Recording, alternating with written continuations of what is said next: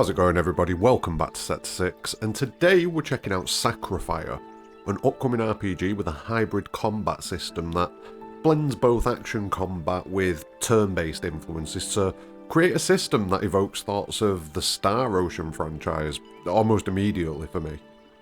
Now, the game's developed by Pixelated Milk, who previously made tactical RPG Regalia of Men and Monarchs, so if that's a game that you've played before, you may already know about them.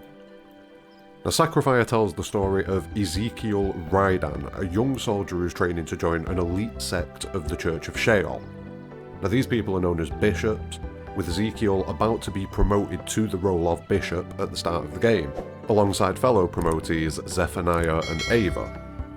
Their role is to keep the underground city of Antioch safe from the demons which roam the surface above, but as the events of the group's secession go awry, they learn the truth about the struggle that their people are actually engaged in, and the true role of bishops in Antioch.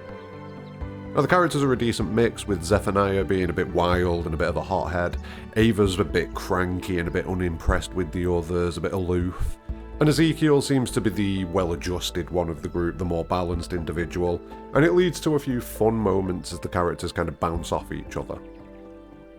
The combat in SacriFire blends real-time and turn-based elements like I was saying earlier, and again the result is something very similar to Star Ocean, with a little bit of Vagrant story thrown in there as well.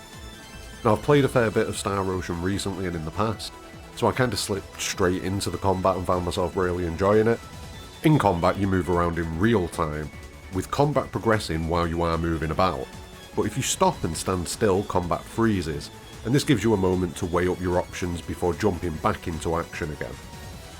This can be handy while you get a heal done, maybe plan your next course of action, or even plot a route through the sheer number of projectiles that could be flying around the battlefield at any given time. There is a lot of bullet hell stuff, so be prepared.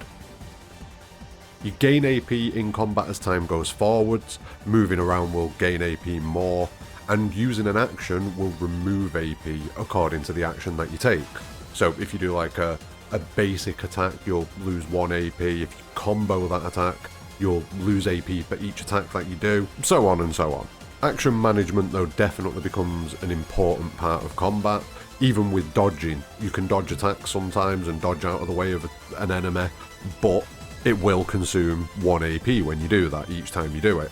So you've got to kind of balance these things out and kind of figure it out. Actions include using skills, normal attacks, combo attacks, which, like I say, you can do depending on how many AP you have as you begin, as well as the dodge. But you also have other things to manage, such as your shield and your HP, with HP being quite obvious, and shield being a useful thing to have up because it mitigates a lot of damage, which comes in extremely useful. The final thing that you have to manage is Zeal, which is essentially your MP, and this allows you to use the bigger abilities that you can set to your skill wheel as you level up. Now, all of these things kind of generate as you do certain things, as you take certain actions, but while you're running around the battlefield you will notice that certain orbs pop up of various colours, green being HP, blue being shield, yellow being AP, and the purple ones being Zeal. And I can already tell you now, one definitive tactic is to kill pretty much everything in the fight, and then just leave one enemy alive while you run around and pick up orbs. Now, HP, always useful. Shield, sort of useful, but if you've got yourself to this position where you're trying to farm a little bit, not really useful because the one enemy isn't going to do anything to you. HP, though, you always want to pick up. AP, useless at this point, but very useful when you're in normal combat, so keep an eye out for them. But if you try to farm a little bit, the AP ones kind of become useless because as you're running around and not doing any actions, your AP will fill up anyway. By far the most important one to be farming in this way is the purple ones, because the purple ones you can build them up and they'll carry over into the next combat, so they are very useful to allow you to stack up several big attacks. So like I say, when you're eventually playing the game, see if this is still a viable tactic. I think it will be, and it's good. I like it. I like it. Now, speaking of the skills that you can use by stacking up a load of Zeal, these are skills that you can learn over time as you progress through the game. As you progress through the game, you'll gain levels, and when you level up, you will gain a skill point. These skill points can be spent on something called Devos. Devos? Devos? I'm sure it's been said in the game, but I can't remember. We'll go with Devos. But when you spend points in these Devos, it's essentially a skill tree system where you can spend the points that you've gained at level up and learn new skills. Simple, right? Once you've learned these skills, you can assign them to your attack wheel. You can have 3 offensive skills equipped at a time, so you will have some choices to make and some diversity in your character builds.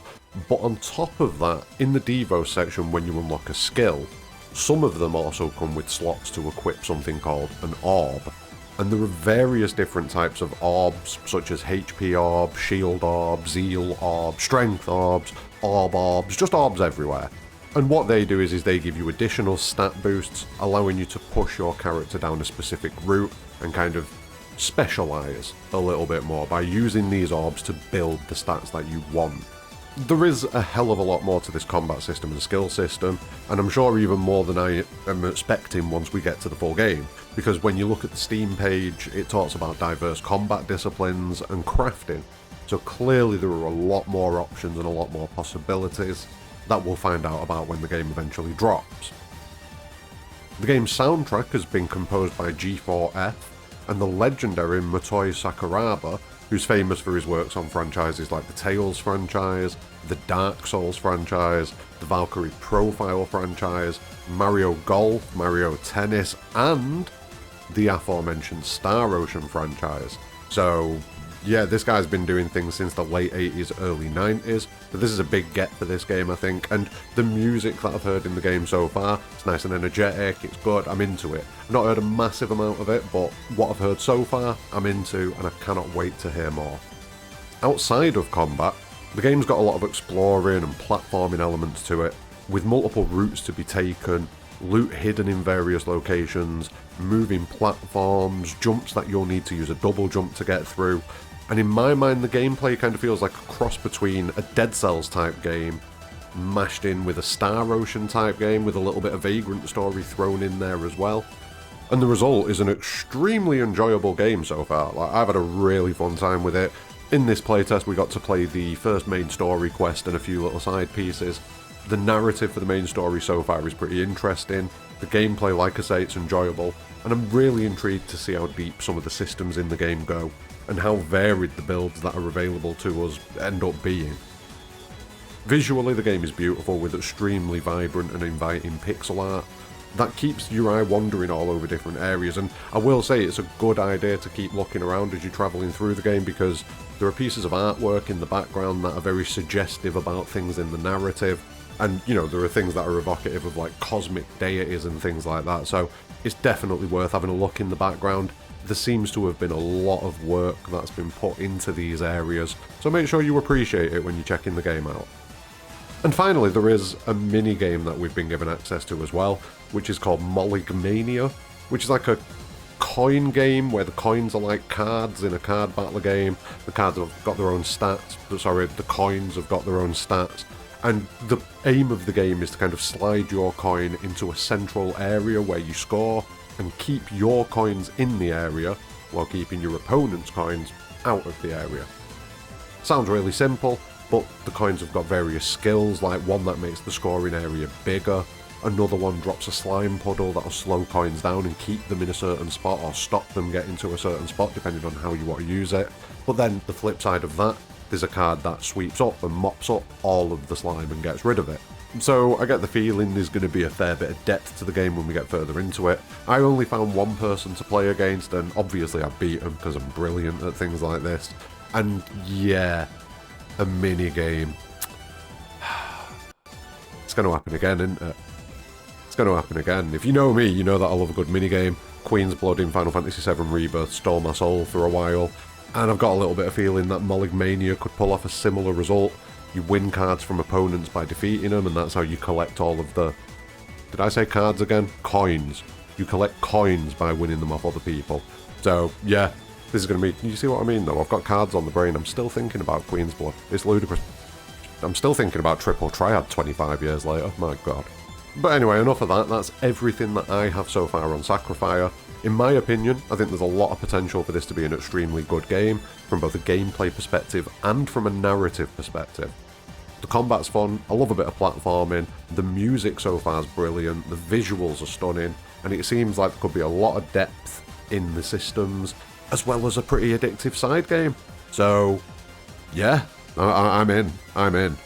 Now, as far as a release date goes, we haven't got anything yet, but SacriFire will be featured at this week's Future Games Show Summer Showcase, try saying that 3 times fast, on June the 8th. So I'm expecting that we're going to get more info there on a release window potentially, as well as an announcement about the future playtest, it would seem. So definitely worth checking out, and Future Games Show is always a good show that's worth watching. If you do want to check it out, you can catch it on their YouTube channel, which I'll make sure I'll link in the description, on June the 8th at 8 PM BST, British Summertime, or 3 PM ET, 12 PM PT. And like I say, you can catch it on the Future Game Show YouTube channel, or options, you can come and join us over on Twitch, as I co-stream pretty much every Future Game Show. I think I missed the first one, or the first 2, but since then we've been co-streaming all of them. So come along, hang out with us, chat about the games that are on display, and have a good time. But that's going to be it from me today. Let me know what you think from what you've seen and what I've told you about the game. Is it something that interests you? Are you going to check it out? Are you going to come and chill with us while we watch Future Game Show? Also, go and give Pixelated Milk a follow if you are interested, give them some support. But yeah, I think that's going to be it, so make sure you like the video, subscribe to the channel if you're new here, but more importantly than anything, have a great day.